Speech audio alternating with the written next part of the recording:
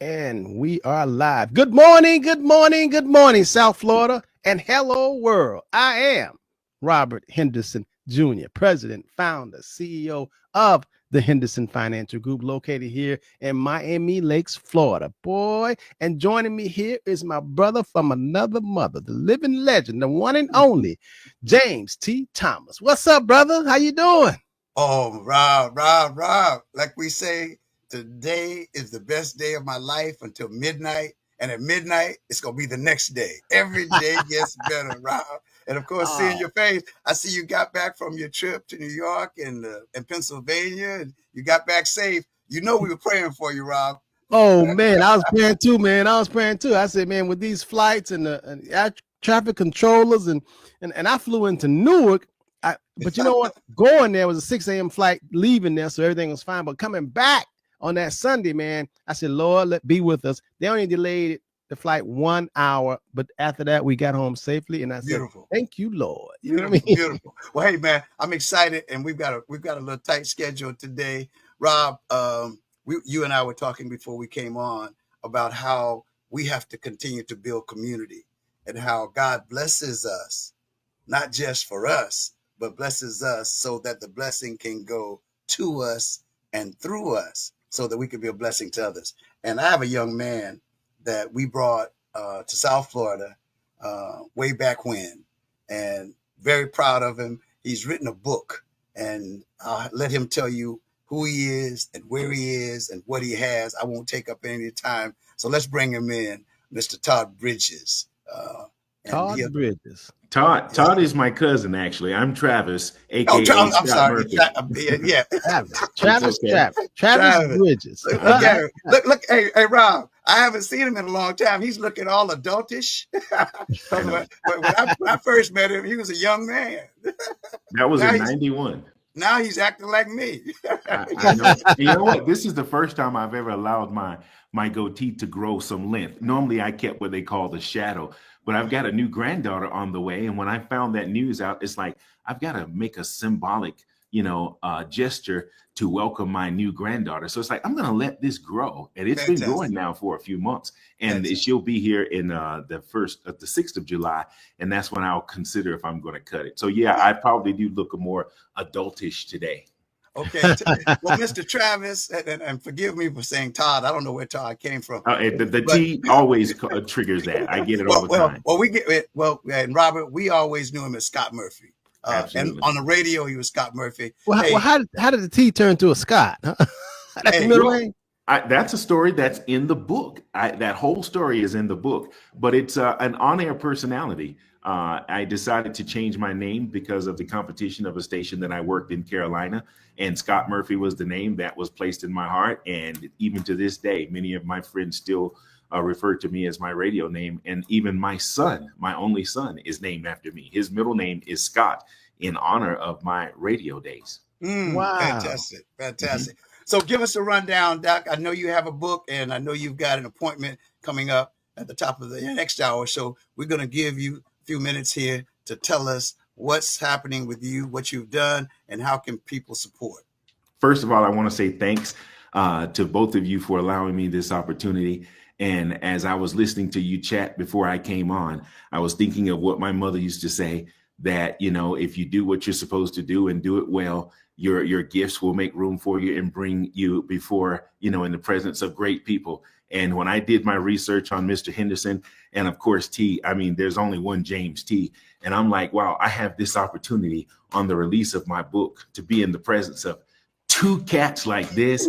I know that I have to now bow my head and say my mother was right again with everything that she has said. So thank you for the opportunity. But to answer your question, my book was released actually on Mother's Day, the 11th of May, 2025. It's entitled My Mother's Fifth Child. The subtitle is Reveal Expose. It's a book that I've been working on for about 5 years now. And I've had, I can't even tell you, the struggles I had with trying to get it published for so long, but finally it is published. It is more like a memoir about my life, who I am, why I am the way I am. And it's a collection of different stories of why I am even at this very point right now. When you listen to and or read some of the stories, you can see some of the similarities of, okay, now I see why this guy is this way or that way. So it's a memoir, something that I had inside of me. It was 5 years of therapy that I was able to jot down and actually publish. Fantastic. Fantastic. Where are you now? Where are you now, Travis? Right now, I am outside of Medellin, Colombia. That's in South America. I've been traveling back and forth here. As a matter of fact, almost 5 years ago, in November of 2020, is when I came here to record my third CD project and to actually write this book. So about 85% of the book was written here in South America, in Colombia. But of course, the book took precedence over the CD. And now I do have something else I need to accomplish before I get to heaven.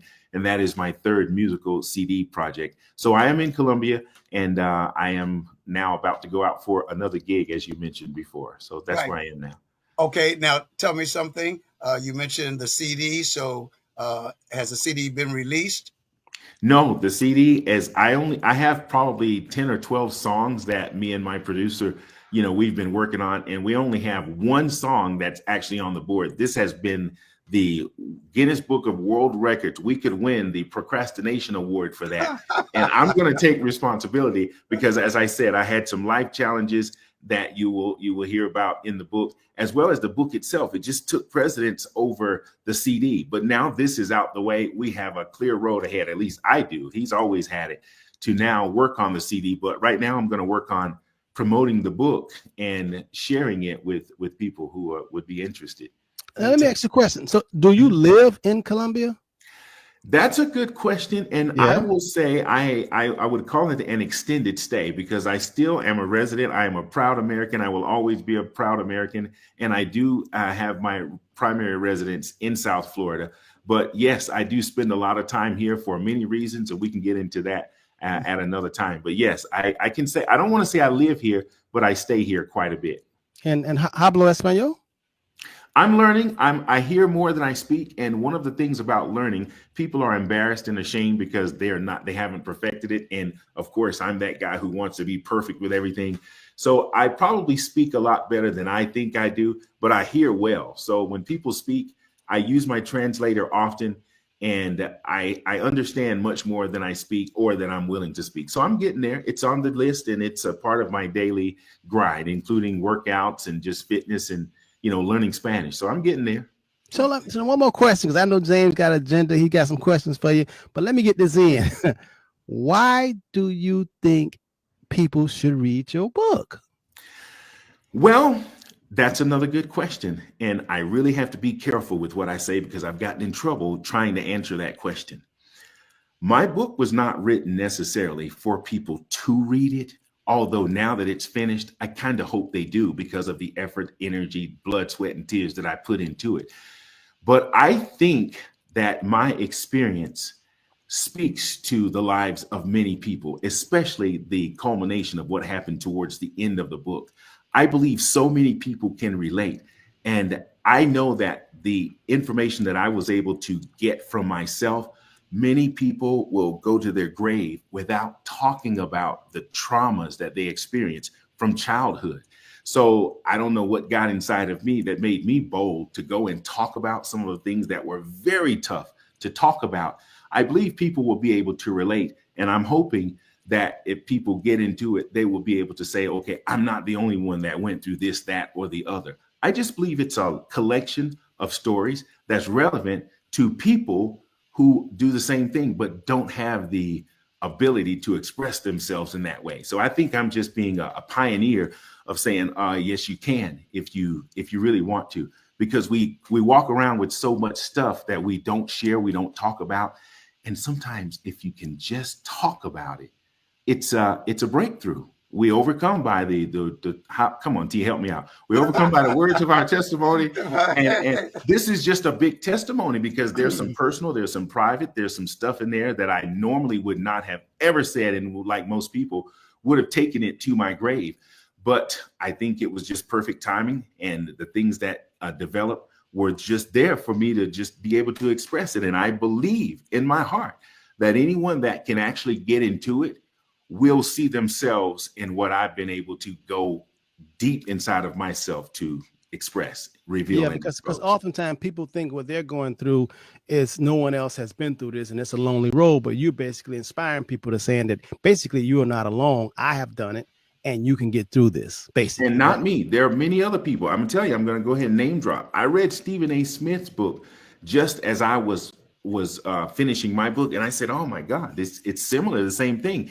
More people probably do need to tell their story, not necessarily in a book or on a platform, maybe in a movie, but we all have unique experiences that we can all learn from and grow from. So to answer your question, I just believe it's relative to what many people experience, and I believe it will it'll bless people.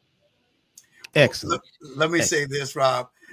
I don't know his entire life, but when I decided that we were going to offer him an opportunity to come to South Florida and be on the airways here, Mr. Scott Murphy, as we knew him, Travis, as probably others, he was willing to do, Rob, what we talk about often, and that was to step out and take that risk of faith. See, Rob, people have no idea what God will do if we will only take that step of faith. Some people call it a risky step, but if you are really connected, with the Creator, and you are recognizing that we are living not so much in a country, city, or county, but you're living in the kingdom that He created. And if you are willing to be a kingdom citizen, you have commonwealth. And the key, I believe, that you'll get, hopefully from the book, is that because of Him, we have access to so much in becoming all that He created us to be. And I'm proud of you, my brother. I wish you the very best on your book. And hey, give us that title again, and it's let them know how they can get it. My Mother's Fifth Child. The subtitle is Reveal, Expose, and there's also another subtitle. It's The Knee Baby, because there's 6 of us. I'm number 5 of 6. So the official title is My Mother's Fifth Child, Reveal, Expose, and it's available on Amazon. And midnight on tomorrow night, it'll be on my website, travisbridges.com. So you can get it at Barnes and Nobles after midnight tomorrow, but right now it's available on Amazon.com. Just search my name, Travis Bridges, and or My Mother's Fifth Child, and it's available. So we're gonna. So, go ahead, so Travis, that T, are you in any relationship to the actor Todd Bridges? Any relationship?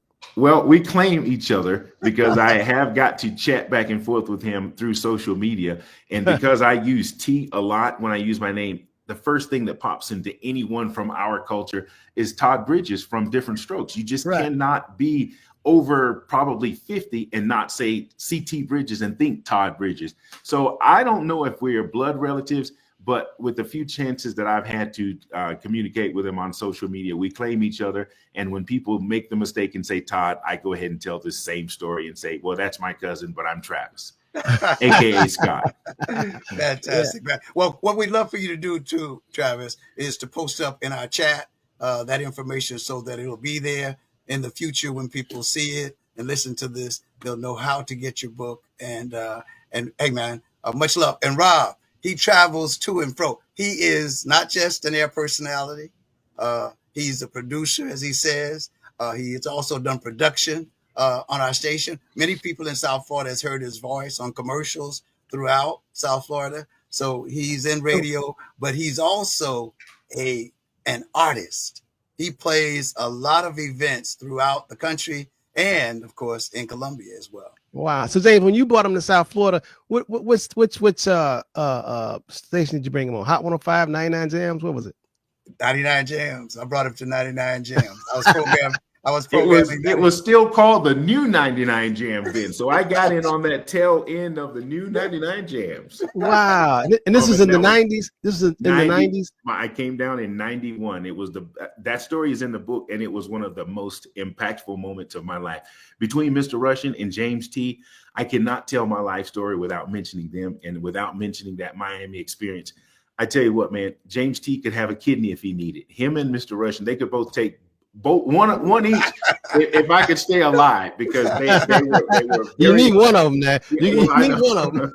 Well, if they can keep me alive and to keep them alive, I'd Artificially. sacrifice both of them. Yes. Artificially, But, okay. I yeah, appreciate so nice that, my when I brother. came down. Much Absolutely, T. love. Anything It was for you, bro. great having you, man. Have a wonderful day. Do stay safe, and we'll look to chat again to talk about the got it. successes of the book. All right. Awesome. Take much care. love. You guys got it. Thanks All right, again. bye-bye. All right. Bye-bye. Take care.